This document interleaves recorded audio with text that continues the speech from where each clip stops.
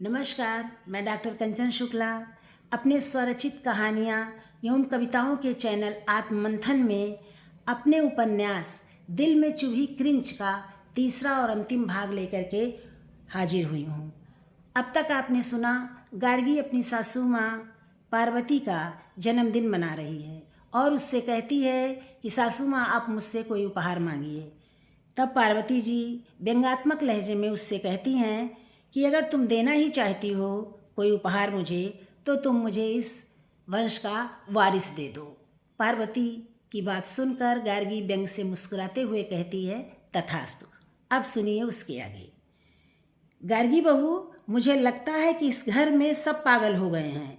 पार्वती भाभी पागलपन की हरकत कर रही हैं, पर तुम्हें क्या हो गया है जो तुम इतने आत्मविश्वास के साथ कह रही हो कि तुम इन्हें अभी इस खानदान का वारिस दे दोगी? पार्वती भाभी, तुमने इस खानदान का वारिस मांग रही हैं। पार्वती भाभी तुमसे इस खानदान का वारिस मांग रही हैं। पेड़ पर लगा कोई फल नहीं जो यहाँ पेड़ से लटका हुआ है और तुम तुरंत उसे तोड़कर इन्हें दे दोगी। मजाक की भी कोई सीमा होती है। पार्वती भाभी, आप उम्र के जिस पड़ाव पर हैं, क्या आपको इस तरह की बेतुकी बातें करनी चाहिए? मुझे तो अपने आप पर गुस्सा आ रहा है कि मैं यहाँ आई ही क्यों। और गार्गी बहू, मुझे तुमसे ऐसी उम्मीद बिल्कुल भी नहीं थी। तुम लोगों ने राय बहादुर प्रताप ठाकुर के खानदान की मान मर्यादा और प्रतिष्ठा को आज बहुत ठेस पहुंचाई है। मैं तुम लोगों को कभी माफ़ नहीं करूंगी। हमारे खानदान पर आज तक किसी ने उंगली उठाने की ज़रूरत नहीं की और तुम लोगों ने इस खानदान पर लोगों को हंसने का मौका दे दिया। ठाकुर रुद्र प्रताप, मैं तुमसे पूछती हूँ, तुम इस खानदान के स्तंभ हो, फिर तुमने इस स्तंभ को खोखला करने की इजाज़त अपनी माँ और पत्नी को कैसे दे दी? मैं यह सोचकर आज तक चुप रही कि तुम्हारी रगों में ठाकुर प्रताप और ठाकुर अर्जुन का खून दौड़ रहा है। तुम कभी भी राय बहादुर प्रताप ठाकुर के खानदान की मान मर्यादा पर आँच नहीं आने दोगे, पर यह मेरी भूल थी। अब मुझे इस हवेली के मान सम्मान और प्रतिष्ठा को बनाए रखने के लिए आगे आना होगा।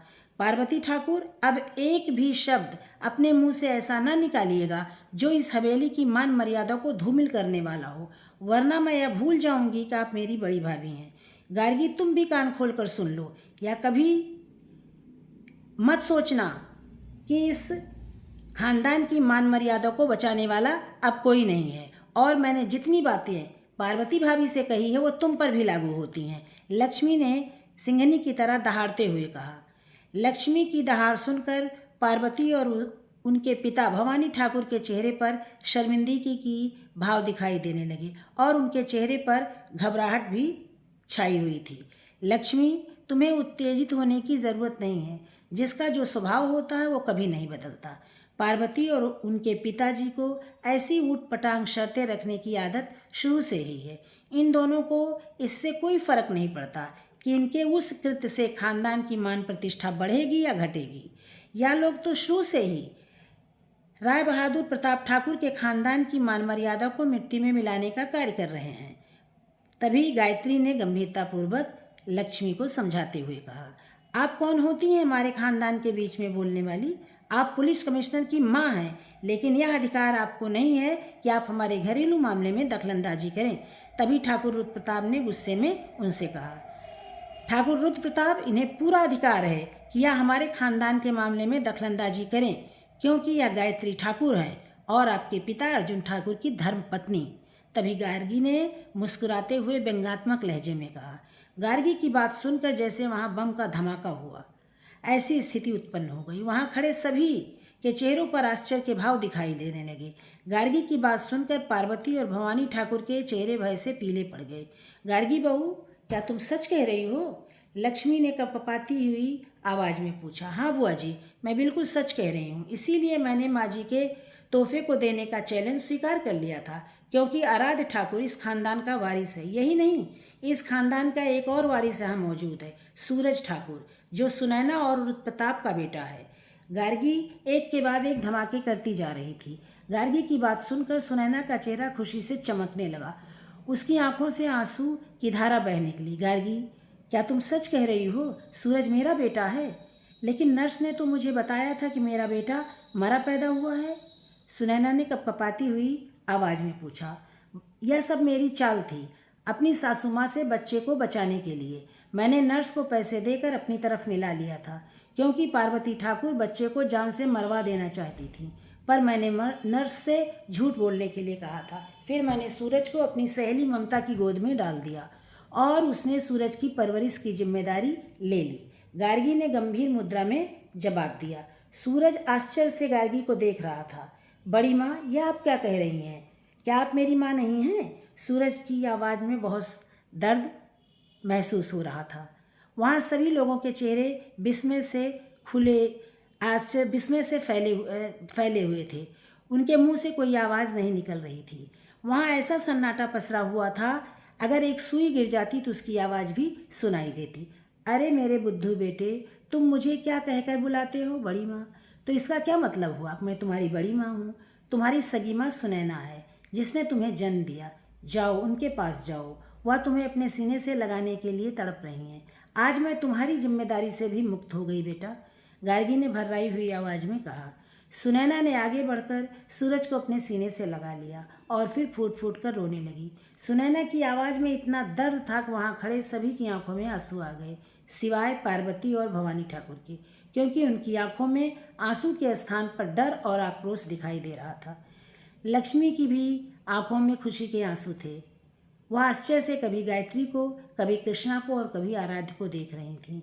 उन्हें अपने कानों पर विश्वास ही नहीं हो रहा था। गायत्री उनकी मनोदशा को भांप गई। उन्होंने मुस्कुराते हुए कहा, लक्ष्मी, यह सच है, कृष्णा तुम्हारा भतीजा है और अर्जुन ठाकुर का बेटा। कृष्णा और आराध्य आगे बढ़कर लक्ष्मी के कदमों में झुक गए। लक्ष्मी ने उन दोनों को उठाकर अपने सीने से लगा लिया और रोने लगी। उन्हें लग रहा था जैसे वह अपने भाई अर्जुन ठाकुर के सीने से लगी हुई हैं। यहाँ क्या नौटंकी हो रही है? और गार्गी, या तुम क्या अनाप शनाप बोले जा रही हो? गायत्री अर्जुन ठाकुर की पत्नी कैसे हो सकती है? अर्जुन ने मुझसे विवाह किया था, मैं उनकी पत्नी हूँ, यह 2 टके की औरत नहीं। तभी पार्वती जी ने तिलमिलाकर गुस्से में कहा। पार्वती ठाकुर, आप अपनी जबान पर लगाम लगाइए। आप जिनका नाम इतने अपमानजनक तरीके से ले रही हैं, वह कोई साधारण औरत नहीं है। वह अर्जुन ठाकुर की पत्नी, पुलिस कमिश्नर कृष्णा ठाकुर की माँ और कलेक्टर आराध्य ठाकुर की दादी हैं। हम उनका अपमान बर्दाश्त नहीं कर सकते। आराध्य ने कठोर शब्दों में पार्वती से कहा। हमें बताने की जरूरत नहीं कलेक्टर साहब कि यह औरत कौन है, इसे हम अच्छी तरह से जानते हैं। तुम लोग अर्जुन ठाकुर की जायदाद के लिए सब नाटक कर रहे हो, पर तुम कोर्ट में यह साबित नहीं कर सकते कि यह औरत अर्जुन ठाकुर की जायज पत्नी है, इसलिए यह तमाशा करने की जरूरत नहीं है, भवानी ठाकुर ने व्यंग्यात्मक लहजे में कहा। भवानी ठाकुर, आप और आपकी बेटी अपना अपराध छुपाने के लिए जो चिल्लाने का नाटक कर रहे हैं, अब इसका कोई फ़ायदा नहीं है, क्योंकि मैं आपकी साजिशों के विषय में सब जानती हूँ। झूठ गायत्री माँ नहीं बोल रही हैं। झूठ फरेब तो आपके खानदान की फितरत है, और उसमें आप और आपकी बेटी, हमारी सासू माँ को तो महारत हासिल है, लेकिन अब आप लोगों के चेहरे से शराफत का नकाब हटाने का समय आ गया है, गार्गी ने कठोरता से कहा। क्या बक रही हो? तुम्हारा दिमाग तो ठीक है? पार्वती ने गुस्से में पूछा। माँ जी, अब मेरे सामने शराफत का ढोंग करने की ज़रूरत नहीं है। मुझे आपके साजिश का पता बहुत पहले चल गया था, और यह बात मैंने आपके मुंह से ही सुनी थी जब आप पिताजी से कह रही थी। उसके बाद मैंने पिताजी से पूछा तो उन्होंने मुझे सब कुछ बता दिया। मैं अब तक इसलिए चुप रही क्योंकि मैं अपनी जिम्मेदारियों से मुक्त होना चाहती थी। अब मैं अपनी सभी जिम्मेदारियों को पूरा कर चुकी हूँ, इसलिए अब मैं आपके साजिश का पर्दाफाश करके रहूँगी। आज मैं पूरी दुनिया को बताऊंगी कि आप और आपके पिताजी कितने गिरे हुए इंसान हैं और आपराधिक प्रवृत्ति के भी। आप लोग तो इंसानियत और प्यार के बहुत बड़े दुश्मन हैं। आप लोग दोस्ती के नाम पर कलंक हैं। आप लोगों ने दोस्ती की आड़ में कैसे ठाकुर खानदान से दुश्मनी निभाई, आज यह सच मैं दुनिया को बताऊंगी। आज बाप बेटी के चेहरे से शराफत का नकाब उठ जाएगा। आप लोगों को सम्मान की दृष्टि से देखने वाले लोग अब आप लोगों से नफरत करेंगे। पार्वती ठाकुर, आज मैं चुप नहीं रह सकती। आज मैं आप लोगों को समाज के सामने नंगा करके रहूंगी, गार्गी ने गुस्से में चिल्लाते हुए कहा, जैसे उसके ऊपर पागलपन का दौरा पड़ गया हो। लक्ष्मी ने गार्गी को अपने सीने से लगा लिया और उसका सिर सहलाने लगी। वहाँ बैठे सभी लोग अचंभित होकर गार्गी की बातें सुन रहे थे। किसी के कुछ समझ में नहीं आ रहा था कि गार्गी क्या कहना चाह रही है। गार्गी की बात सुनकर पार्वती और भवानी ठाकुर कुछ घबरा गए, पर वह भी यह नहीं समझ पा रहे थे गार्गी किस साजिश की बात कर रही है। गार्गी बहू, तुम कहना क्या चाह रही हो? मुझे साफ साफ बताओ, मेरा मन बहुत घबरा रहा है, लक्ष्मी ने परेशान लहजे में पूछा। गार्गी ने लंबी सांस खींचकर कहा, ठीक है बुआ जी, आज मैं आपको वह सब कुछ बताऊंगी कि इस खानदान को बर्बाद करने के लिए भवानी ठाकुर और उनकी बेटी ने मिलकर दोस्ती का मुखौटा लगाकर क्या किया। उन्होंने ठाकुर खानदान को बर्बाद करने की जो साजिश की, आज उसका खुलासा मैं यहाँ सबके सामने करूँगी। बुआ जी, भवानी ठाकुर के मन में राय बहादुर ठाकुर प्रताप के खानदान के लिए दुश्मनी का बीजारोपण आपको लेकर हुआ। गार्गी ने गंभीर लहजे में कहना शुरू किया। मुझसे हुआ? मैं कुछ समझी नहीं। तुम कहना क्या चाहती हो? मेरी कुछ समझ में नहीं आ रहा है, लक्ष्मी ने आश्चर्यचकित होकर पूछा। हाँ बुआ जी, यह सभी बातें मुझे पिताजी ने सुगंधा की शादी के बाद बताया। जब एक दिन मैंने माँ जी को पिताजी से कहते सुना कि मैं तुम्हारे खानदान के किसी भी सदस्य को कभी खुश नहीं रहने दूंगी। तुम्हारी बुआ तो हमारे चंगुल से निकल गई, पर तुम लोगों को मैं नहीं छोड़ूंगी जब तक मैं तुम्हारे खानदान का नामो निशान नहीं मिटा देती। जैसे तुम्हारी बहन के कारण मेरे खानदान का हुआ है, मुझे चैन नहीं आएगा। यह सुनकर मैं अचंभित रह गई। फिर जब पिताजी बीमार पड़े तो मैंने पिताजी से बात की। यह मेरा सौभाग्य था कि उस दिन भवानी ठाकुर की भी तबीयत ठीक नहीं थी, वह अस्पताल में भर्ती थे। माँ जी उन्हें देखने अस्पताल गई थी। तब पिताजी ने मुझे सब कुछ बताया। बुआ जी, भवानी ठाकुर का एक और बेटा था जिसे आप अच्छी तरह से जानती हैं, दिनेश ठाकुर, जो अब इस दुनिया में नहीं है। कहानी उसी से शुरू होती है। आप जानती हैं कि वह कैसे आदमी थे। यहाँ बैठे ज़्यादातर लोगों को उनके विषय में पता है, गार्गी ने गंभीर मुद्रा में कहा। हाँ, वह बहुत ही अय्याश किस्म का आदमी था और गुंडागर्दी भी करता था, लक्ष्मी ने घृणा से मुंह बनाते हुए कहा। हाँ, उसे तो मैं भी जानता था। जो लड़की उसे पसंद आ जाती थी उस लड़की को वह उठवा लेता था। मेहता और पाठक जी ने भी लक्ष्मी की बात का समर्थन किया। गार्गी ने फिर कहना शुरू किया। बुआ जी, भवानी ठाकुर ने दादा ठाकुर से आपका हाथ दिनेश ठाकुर के लिए मांगा था। दादाजी ने साफ साफ कह दिया कि वो अपनी बेटी की शादी उस अय्याश लड़के से नहीं करेंगे। यह बात भवानी ठाकुर के दिल में क्रिंच की तरह चुभ गई। भवानी ठाकुर ने दादा ठाकुर से झूठ बोला कि आप दिनेश ठाकुर से प्यार करती हैं। तब एक दिन दादाजी ने भवानी ठाकुर और दिनेश ठाकुर को घर बुलाया और आपको बुलाकर पूछा कि क्या आप दिनेश ठाकुर से प्यार करती हैं और उससे शादी करेंगी। तब आपने कहा था कि आप जीवन भर कुंवारी रहना पसंद करेंगी, पर दिनेश ठाकुर जैसे लड़के से शादी नहीं करेंगी। आपका इनकार दिनेश ठाकुर के दिल में क्रिंच बनकर चुभ गया। उसके बाद दिनेश ठाकुर पागल हो गया। वह किसी भी लड़की को अगवा कर लेता, उसकी इज्जत से खिलवाड़ करता और फिर उसे छोड़ देता। भवानी ठाकुर और उसकी पत्नी ने कभी भी अपने बेटे को रोकने की कोशिश नहीं की, बल्कि वह लोग उसे भड़काने का काम करते थे, उसके अपराध को बढ़ावा देते थे। वह इतना अय्याश हो गया, इतना नीचे गिर गया कि एक दिन उसने अपनी भाभी कुंदन ठाकुर की पत्नी की इज्जत पर भी हाथ डाल दिया। तब कुंदन ठाकुर की पत्नी ने दिनेश ठाकुर को थप्पड़ लगाया और उसे खूब खरी खोटी सुनाई। अपनी भाभी से अपमानित होने के बाद दिनेश ठाकुर ने खुद को गोली मार ली। अपने बेटे की लाश देख करके पार्वती की माँ पागल हो गई और उसे पागल खाने में भर्ती कराया गया। कुंदन ठाकुर की पत्नी कुंदन ठाकुर से तलाक लेकर अपने मैके चली गई और फिर इस घर में कभी लौटकर नहीं आई। तब भवानी ठाकुर ने अपनी बेटी पार्वती के साथ मिलकर दादा ठाकुर के खानदान को बर्बाद करने के लिए अर्जुन ठाकुर से पार्वती का विवाह करने की योजना बनाई। अर्जुन ठाकुर गायत्री जी से प्यार करते थे, यह बात दादाजी को पता थी। जब अर्जुन ठाकुर के प्रेम के विषय में पार्वती को पता चला तो वह लोग तिलमिला उठे, क्योंकि अब पार्वती का विवाह अर्जुन से होना संभव नहीं था। पर शायद ईश्वर को कुछ और ही मंजूर था। तभी दादी जी का अचानक निधन हो गया। दादाजी कुछ दिनों तक फैक्ट्री नहीं गए।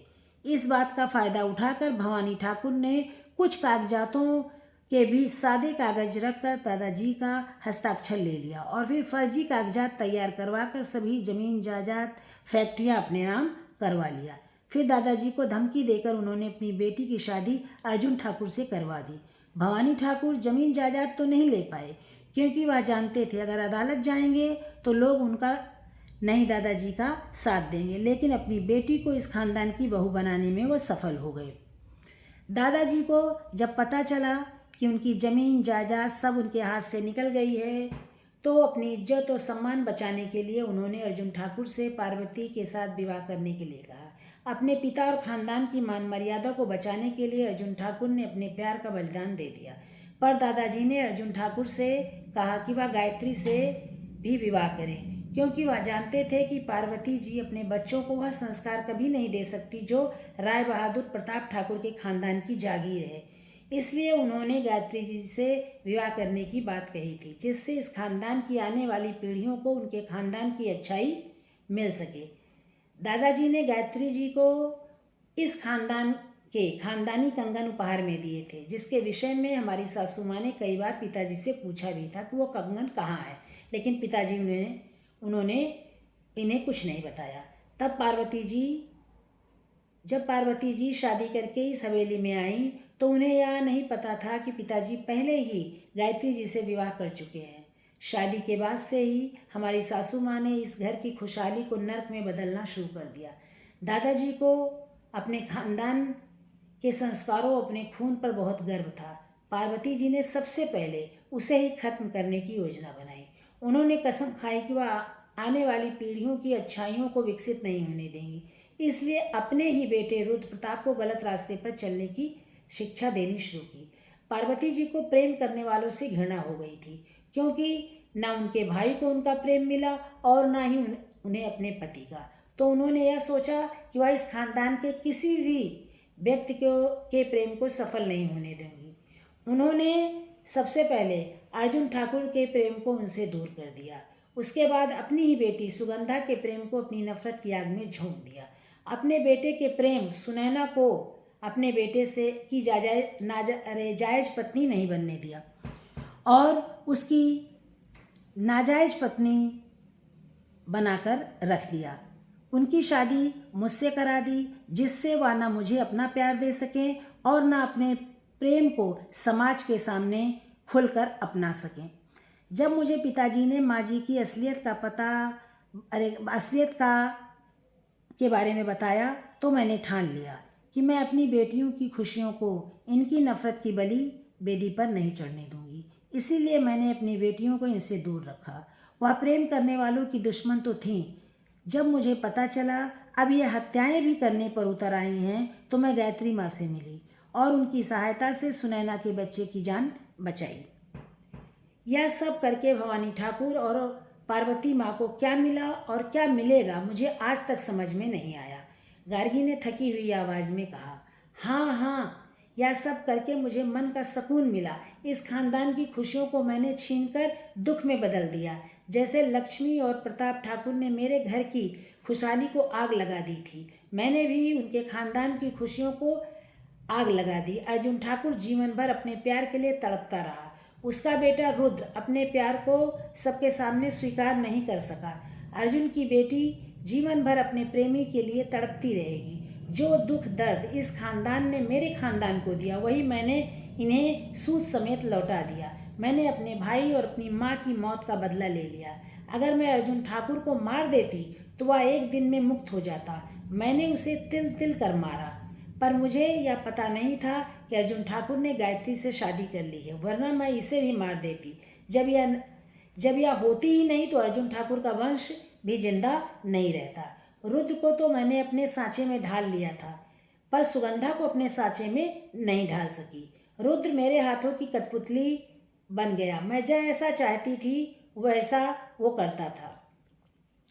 लेकिन तू इतनी चालाक होगी मैं यह नहीं जानती थी। मैंने यह योजना बनाई थी कि रुद्र के हाथों में सुनैना की हत्या करवा दूंगी और फिर पुलिस को सूचित करके रुद्र को जेल भिजवा दूंगी। पर तू इतनी चालाक निकली कि मेरे सारे किए कराई पर तूने पानी फेर दिया। तुम सब मिलकर जो यह नाटक कर रहे हो, सोच रहे हो कि तुम्हें इस खानदान की जागीर मिल जाएगी। तुम लोगों को फूटी कौड़ी नहीं मिलेगी। मैंने सब कुछ पहले ही अपने नाम करवा लिया है, पार्वती ने चिल्लाते हुए कहा। यह कहते हुए उसका चेहरा बहुत ही भयानक लग रहा था, जैसे उस पर पागलपन का दौरा पड़ गया हो। तू औरत के नाम पर कलंक है। तू तो नागिन है, नागिन, जिसने अपने ही बच्चों की खुशियों को नोच कर खा लिया। तू क्या खत्म करेगी राय बहादुर प्रताप ठाकुर के खानदान की मान मर्यादा और प्रतिष्ठा को? देख, आँख खोल कर देख, तेरे सामने सीना तान कर खड़ी हुई है प्रताप ठाकुर के खानदान की प्रतिष्ठा। तेरी और तेरे बाप में इतनी ताकत नहीं है जो इस प्रतिष्ठा को खत्म कर सके। तुझसे तो अच्छी डायन होती है, वह भी 7 घर छोड़कर वार करती है। रखे रहा अपने पास अपनी धन दौलत, उसको ओढ़ना बिछाना और इस हवेली में चुड़ैल की तरह अकेली घूमती रहना। हमारे खानदान में दौलत का लालच किसी को नहीं था और ना होगा। मेरे भतीजे को तुम्हारी जमीन जायदाद नहीं चाहिए। पार्वती, यह सब तू अपने इस नीच भाई और बाप को दे दे। आज के बाद अगर तूने मेरे खानदान के किसी भी व्यक्ति को कोई नुकसान पहुंचाने की चेष्टा की तो मैं तुझे और तेरे बाप को गोली मार दूंगी। सुन रही है नागिन? लक्ष्मी ने सिंघनी की तरह दहाड़ते हुए कहा। वहाँ खड़े सभी लोगों के चेहरे पर पार्वती के लिए घृणा दिखाई दे रही थी। देख पार्वती, देख, यहाँ खड़े सभी तुझे नफरत से देख रहे हैं और मेरी भाभी गायत्री और मेरी बहू गार्गी पर गर्व कर रहे हैं। लक्ष्मी ने नफरत से पार्वती को देखते हुए कहा। चलो बच्चों, यहाँ से चलो। जहाँ यहाँ औरत रहेगी वह स्थान रहने लायक नहीं है। मेरा यहाँ दम घुट रहा है और इस शहर में मेरा एक घर है, हम लोग वहीं चलते हैं। लक्ष्मी ने सबसे कहा। बुआ जी रुकिए, मुझे और भी ये कुछ कहना है, गार्गी ने गंभीर लहजे में कहा। फिर वह रुद्र प्रताप की ओर मुखातिब होकर बोली। रुद्र, मैं तुम्हें तलाक दे रही हूँ। अब तुम सुनैना से शादी कर लो। मैं यह हवेली छोड़कर जा रही हूँ। मैंने शेखर से कहकर तलाक के कागजात तैयार करवा लिए हैं। शेखर भैया, वह पेपर रुद्र प्रताप को दे दीजिए। और हाँ रुद्र, मुझे तुम्हारी दौलत नहीं चाहिए, मैं बस तुमसे मुक्ति चाहती हूँ। मेरे इस फैसले में मेरी बेटियाँ मेरे साथ हैं। तभी गार्गी ने गंभीर मुद्रा में रुद्र प्रताप से कहा। उसके स्वर में बहुत ही कठोरता थी। रुद्र ने चौंक कर गार्गी को देखा। तभी सुनैना ने कहा। गार्गी, या तुमने कैसे सोच लिया कि मैं रुद्र प्रताप से शादी करूंगी? यदि रुद्र को तुम तलाक दोगी तो मैं भी रुद्र से शादी नहीं करूंगी। तुमने मुझे जो खुशी दी है उसका एहसान मैं कभी नहीं उतार सकती। तुम रुद्र की पत्नी हो और तुम ही रहोगी। सुनैना ने कठोर शब्दों में कहा। तुम दोनों मुझे माफ़ कर दो। गार्गी, मुझे छोड़कर ना जाओ। मैं अब अपने परिवार के साथ रहना चाहता हूँ, अपने भाई के साथ, अपनी बड़ी माँ के साथ। रुद्र ने हाथ जोड़कर विनती करते हुए कहा। नहीं रुद्र, अब मैं तुम्हारे साथ नहीं रहना चाहती। तुम सुनैना को उसका अधिकार दे दो। उसने दुनिया के बहुत से ताने सुने हैं, अब उसे सम्मान का जीवन दो। वैसे भी सच यह है कि मैं तुम्हें माफ़ नहीं कर सकती, क्योंकि तुम किसी के प्यार और सम्मान के अधिकारी नहीं हो। प्यार करना बहुत आसान होता, पर उसे निभाना उतना ही मुश्किल। तुम तो ना एक अच्छे पति बन सके, ना पिता और ना ही प्रेमी। तुम सिर्फ बेटे बनकर रह गए। अब वही रिश्ता तुम्हारे पास है, उसके साथ रहो। मैं जानती हूँ सुनैना भी तुम्हें दिल से माफ़ नहीं करेगी, पर उसे अपने बेटे के लिए तुमसे शादी करनी होगी, नहीं तो सूरज को समाज में वह सम्मान नहीं मिल सकेगा जो उसका अधिकार है। गार्गी ने गंभीर लहजे में कहा और वहाँ से हट गई।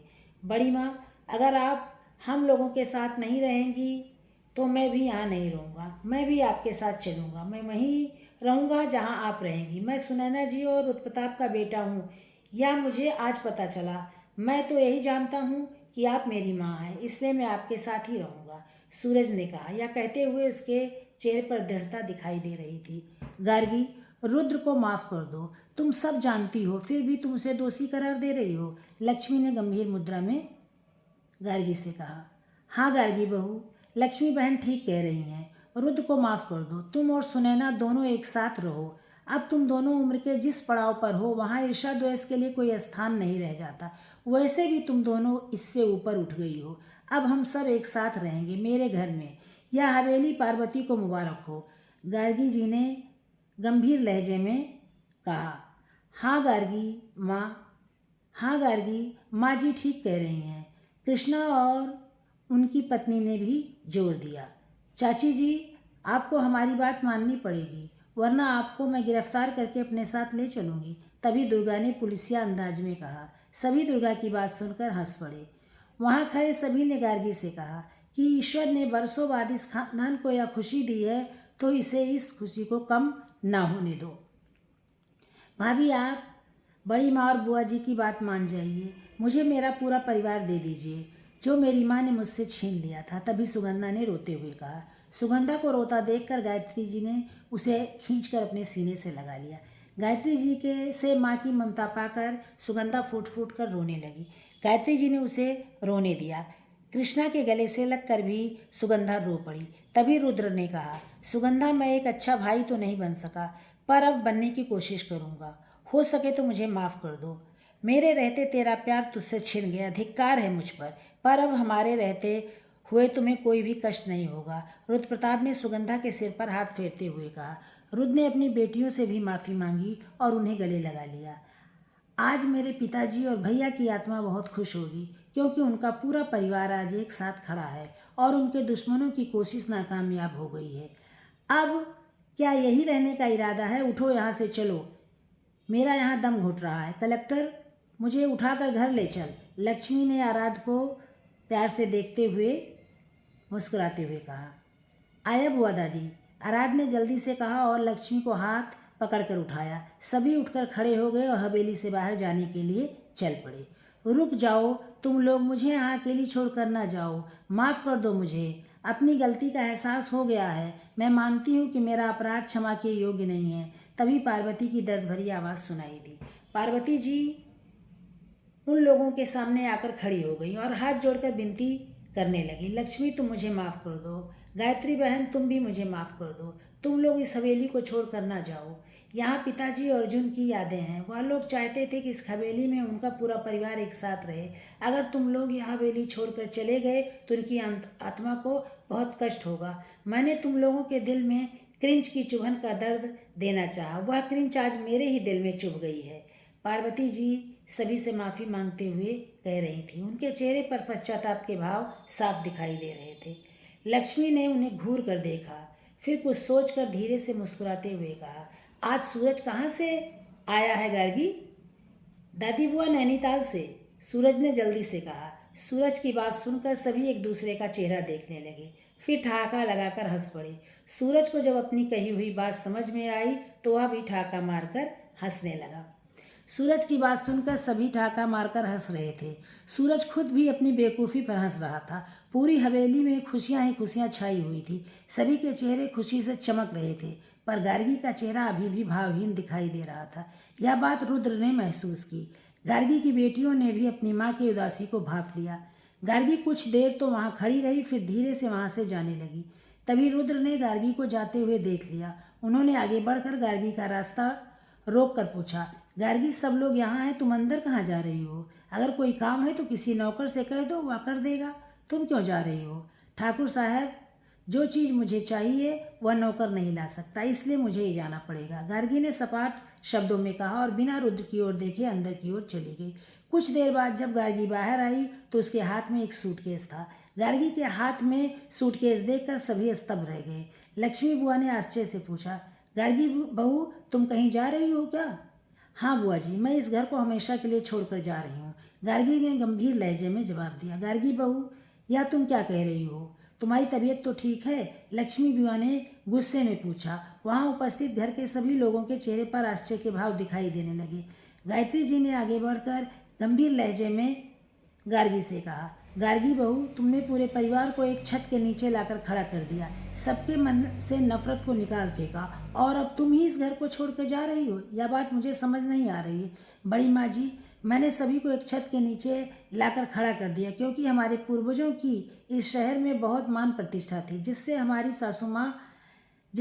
सासू माँ और उनके बेटे ने मिट्टी में मिला दिया था। इस काम को अंजाम सासू माँ के बाप और भाई ने भी किया। बड़ी माँ, मैं जब भी हाल में अपने बुजुर्गों की तस्वीर देखती तो मुझे लगता कि वह मुझसे कह रहे हैं कि बहू, तुम एक बार मेरे बिखरे परिवार को एक साथ कर दो। मुझे उनकी आंखों में दर्द दिखाई देता था, इसलिए मैंने ऐसा करने का सोचा। मैंने अपने लिए कुछ भी नहीं किया है। माँ जी, लड़की जब शादी करके ससुराल आती है तो अपने साथ हजारों सपने लेकर के आती है। वह सोचती है उसे ससुराल में मान सम्मान मिलेगा, पति सास ससुर का प्यार मिलेगा। मुझे तो प्यार के नाम पर विश्वासघात मिला। आप तो मेरे दर्द को समझ सकती हैं। आप एक औरत हैं। मेरे पति ने मुझे कभी प्यार नहीं दिया। हमारे बीच एक समझौता था, हम पति पत्नी थे, साथ रहते थे, तो बच्चे हो गए, लेकिन मुझे कभी पति का प्यार नहीं मिला। वह मेरे करीब हो कभी मेरे पास नहीं रहते थे। उनका शरीर मेरे साथ रहता था, मन कहीं और। उस दर्द को मैंने झेला है। जब पति के दिल में कोई दूसरी औरत हो और बिस्तर पर पत्नी, तब पति के साथ रहना कितना मुश्किल होता है या आप नहीं समझेंगी। अब मैं रुद्र जी के साथ नहीं रह सकती। मैं देहरादून जा रही हूँ। मैंने वहाँ एक संस्था में काम करने का निर्णय लिया है। वह संस्था घर परिवार से ठुकराई औरतों के लिए काम करता है, जो विशेषकर अपने पति और सास ससुर से ठुकराई जाती है। मैं उनकी मदद करना चाहती हूँ। मैं आप लोगों से मिलने आती रहूँगी, पर अब मैं इस घर में नहीं रह सकती। मुझे किसी से कोई शिकवा शिकायत नहीं है, पर मैं रुद्र और पार्वती जी को कभी क्षमा नहीं कर पाऊँगी, इसीलिए घर छोड़कर जा रही हूँ। अगर कभी भविष्य में मेरे दिल ने इन लोगों को क्षमा कर दिया तो मैं खुद ही इस महल में वापस आ जाऊँगी, लेकिन ऐसा कब होगा भी या नहीं, अभी मैं कुछ नहीं कह सकती। गार्गी ने गंभीर लहजे में कहा। गार्गी, मैंने अपनी गलतियों के लिए तुमसे क्षमा मांग ली है, फिर क्यों तुम यहाँ से जाना चाहती हो? रुद्र ने गंभीर लहजे में पूछा। रुद्र प्रताप, आपके माफ़ी मांग लेने से मेरे दिल में वर्षों से रिस रहे नासूर का दर्द खत्म नहीं हो जाता। जो नासूर मेरे दिल को दर्द दे रहा है, जिसके जिम्मेदार तुम हो, तुम्हारी माफ़ी मांग लेने से मैंने तुम्हें माफ़ कर दिया। तुमने कैसे सोच लिया? मैंने तो आपसे नहीं कहा कि मैंने आपको क्षमा कर दिया है। मैं आपको कभी माफ़ नहीं कर पाऊँगी, या तो नहीं कर पाऊँगी, ऐसा मैं कह रही हूँ। या तो हो सकता है कुछ समय के बाद मैं तुम्हें माफ़ भी कर दूँ, और हो सकता है तुम्हारे पास आ जाऊँ, लेकिन ऐसी उम्मीद बहुत कम है। मुझे ना तुमसे माफ़ी चाहिए, ना तुम्हारी धन दौलत चाहिए। मैं यहाँ से कुछ नहीं चाहती, मैं सिर्फ तुमसे छुटकारा चाहती हूँ। मैंने तुमसे किसी चीज़ की आस नहीं की थी, सिर्फ प्यार और सम्मान को चाहा था, पर मुझे इस हवेली में और आपसे वह सब नहीं मिला। इसलिए अब मैं इस हवेली को छोड़कर जा रही हूँ। मुझे रोकने की कोशिश बेकार है, क्योंकि मैं अब रुकूंगी नहीं। मेरा अंतिम फैसला है। मेरे मन में जो क्रीम चुभी हुई है, वह अब शायद इस जन्म में बाहर नहीं निकलेगी, और वह क्रिंच मेरे दिल में तुमने चुभाई है। वह क्रिंच अब दिल की गहराई में कहीं खो गई है, उसे निकालना नामुमकिन है। इतना कहकर गार्गी ने सभी पर एक नज़र डाली। उसकी आंखों में दर्द ही दर्द दिखाई दे रहा था। वह दर्द उसे इसी हवेली से मिला था। गार्गी की बातों का कोई भी जवाब किसी के पास नहीं था। सब मौन खड़े रहे। गार्गी ने अपना सूटकेस पकड़ा और हवेली के बाहर निकल गई। यह थी मेरा उपन्यास दिल में चुभी क्रिंच। अगर मेरा उपन्यास आपको अच्छा लगा हो तो इसे लाइक कीजिएगा, शेयर कीजिएगा और मेरे चैनल को सब्सक्राइब भी कीजिएगा। इसमें कुछ त्रुटियां हो गई हों तो उसके लिए मैं क्षमा चाहती हूँ, और उन त्रुटियों को नज़रअंदाज करके मेरी कहानी को सुनिएगा। धन्यवाद।